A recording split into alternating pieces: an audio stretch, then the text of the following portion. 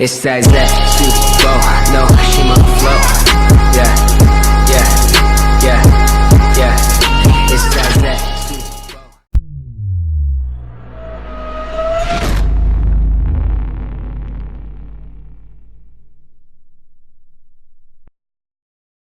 Hey, salut à tous, bienvenue sur la chaîne Ludofit80, une chaîne dédiée au fitness et à la nutrition sportive. Pour tous les nouveaux, je vous invite à vous abonner par exemple et activer la cloche de notification pour rien louper aux futures vidéos. Si la chaîne vous plaît et que vous voulez voir de nouvelles vidéos, laissez un commentaire par exemple avec les futures vidéos que vous souhaitez que j'aborde. Donc la vidéo aujourd'hui, c'est une vidéo particulière, une vidéo sur la force. Comment prendre de la force en musculation. Donc il y a plusieurs façons, plusieurs méthodes. Moi je vais vous montrer un extrait après de ma séance de force athlétique en ce moment, ce que je fais actuellement. Donc c'est une séance qui est dédiée plutôt pour les intermédiaires, voire les confirmés qui ont déjà un niveau, avec des exercices tels que le rack pull par exemple et le squat box qui est plus des techniques plutôt abordées avec des professionnels voire semi-professionnels qui ont déjà du niveau. Mais cette vidéo-là sera plus dédiée pour vous, les débutants ou même intermédiaires qui souhaitent apprendre comment prendre de la force. Donc, je vous laisse avec la vidéo. Je vous dis à tout de suite.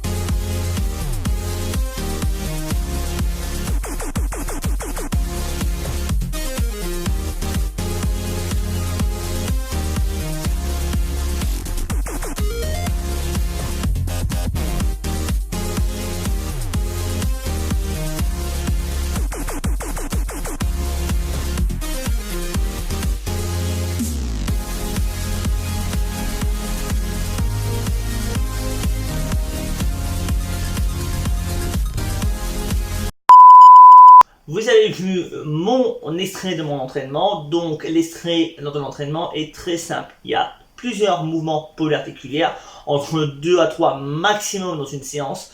Pourquoi polyarticulaire? Parce que ce sont des exercices qui vont englober plusieurs muscles, plusieurs chaînes, groupes musculaires. N'allez pas faire du curl biceps par exemple pour faire de la force, vous allez être contre-productif et ça va aller à l'encontre de vos résultats.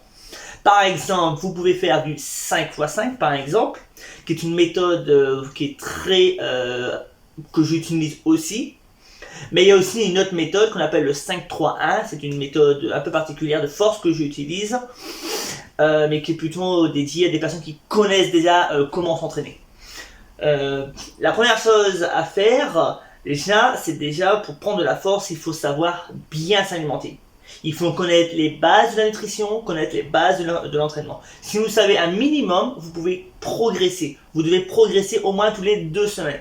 Si vous commencez à stagner au bout d'un mois, vous baissez de 10 à 20% pour pouvoir que le corps, le système nerveux puisse se réhabituer, se réadapte. Peut-être que vous avez trop forcé et c'est possible, ça peut faire un surentraînement, ça peut être nuisible aussi. Donc, alors après le 5x5, vous avez aussi ce qu'on appelle la méthode bulgare. Donc c'est un peu de la force, hein, entre 1 à 5 répétitions à peu près, et vous enchaînez avec des exercices, par exemple les pompes claquées, par exemple pour le développé couché, qui est, on va travailler force explosivité, on va dire. Ça dépend du sport que vous voulez faire et ce que vous voulez faire. Vous pouvez faire de l'haltérophilie, vous pouvez faire un tout petit peu de crossfit par exemple, mais attention avec le crossfit avec modération. Il y a plusieurs façons. Première chose à savoir avant de vous entraîner, vous devez faire un échauffement progressif. Donc, qu'est-ce qu'un échauffement progressif? Donc déjà, vous allez faire un peu de cardio à rythme modéré. Attention, vous n'êtes pas là pour faire un sprint, vous êtes là pour préparer les articulations. C'est ce qu'on appelle l'activation du liquide synovial. Le liquide synovial, c'est ce qu'il y a dans les cavités articulaires, pour faire simple. Et ce petit liquide permet justement de rendre un peu plus malléable, un peu plus élastique les articulations, qui permet justement d'éviter les blessures et de pouvoir lever plus lourd, plus facilement, parce que vos muscles seront plus élastiques. Alors je vous ai schématisé pour que vous compreniez de manière plus simple, mais le fait d'augmenter votre rythme cardiaque va vous aider à prévenir les blessures, éviter les risques. Ça c'est la première chose à faire. La deuxième, après avoir augmenté votre rythme cardiaque, vous allez devoir échauffer tout ce qui est articulation. Donc vous pouvez faire des rotations de poignets, vous pouvez bouger un peu les épaules, vous pouvez faire des balancements au niveau du quadriceps en levant sur le côté et à l'arrière. Vous pouvez faire des petites rotations, attention, ça dépend de si vous n'avez pas de problème de santé ou autre. Vous pouvez faire un tout petit peu de squat au poids du corps par exemple. Vous pouvez, comment expliquer, il y a plein de façons. Vous pouvez vous échauffer à l'élastique, mais au bâton par exemple, vous pouvez aussi. Ça c'est ce qu'on appelle l'échauffement ostéo-articulaire, c'est pour tout ce qui est articulation.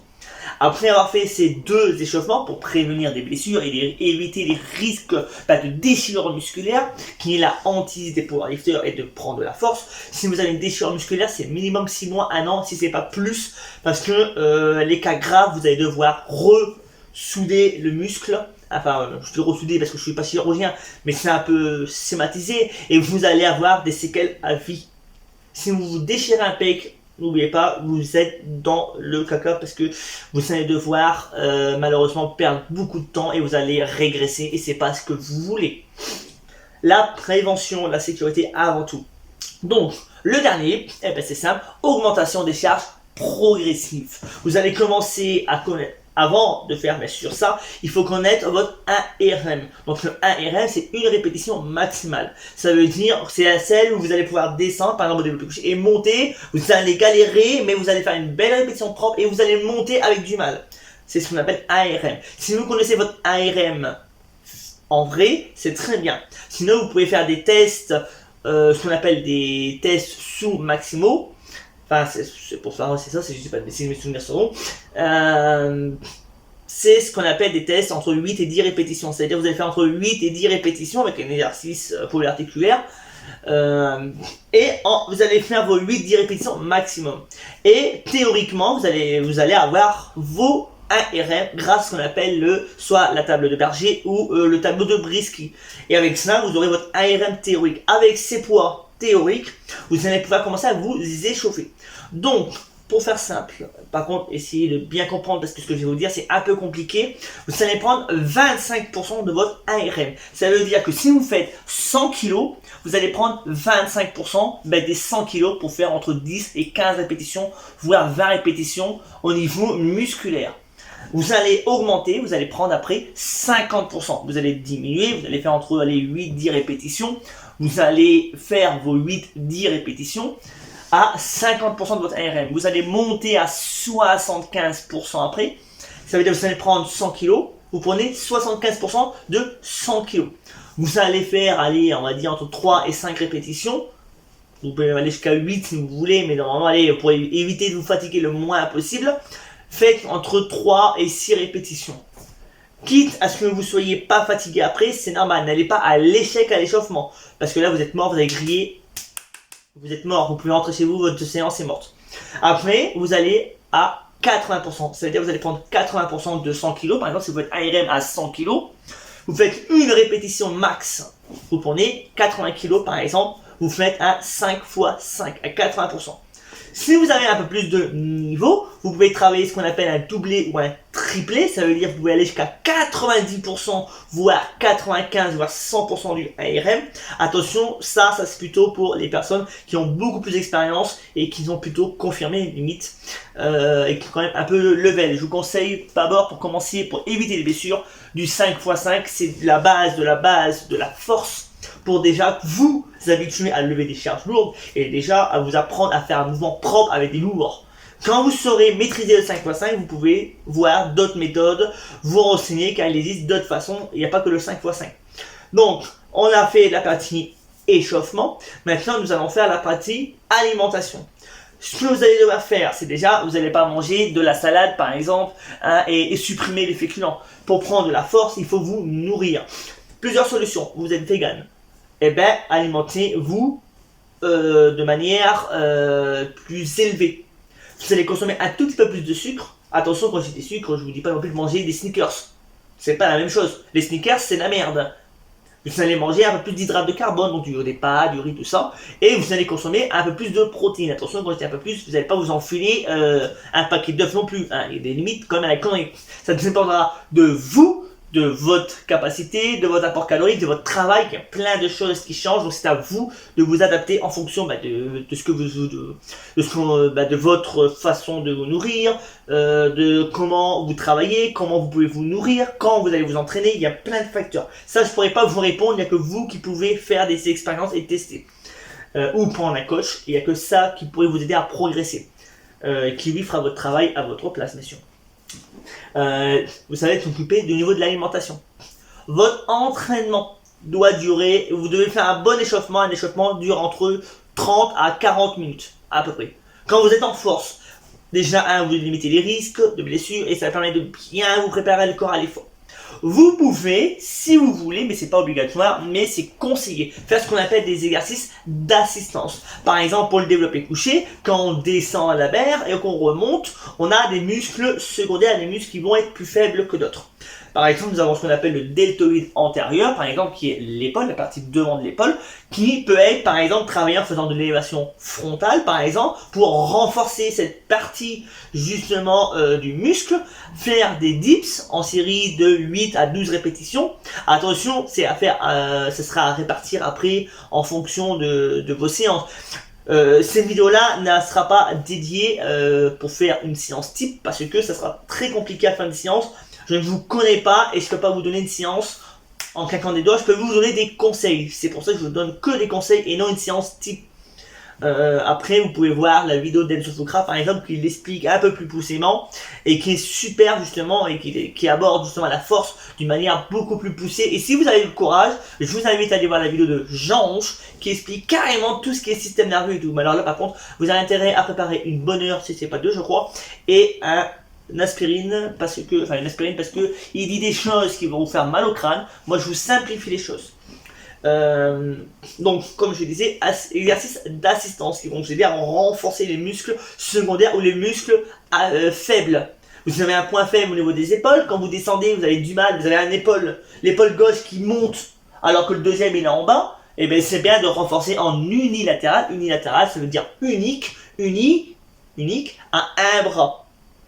Attention, hein, vous n'allez pas monter au-dessus de la tête comme on voit la plupart du temps. Hein, vous limitez l'impact, vous allez au maximum au niveau des yeux en mettant le moins de charge possible, en contrôlant le maximum votre charge.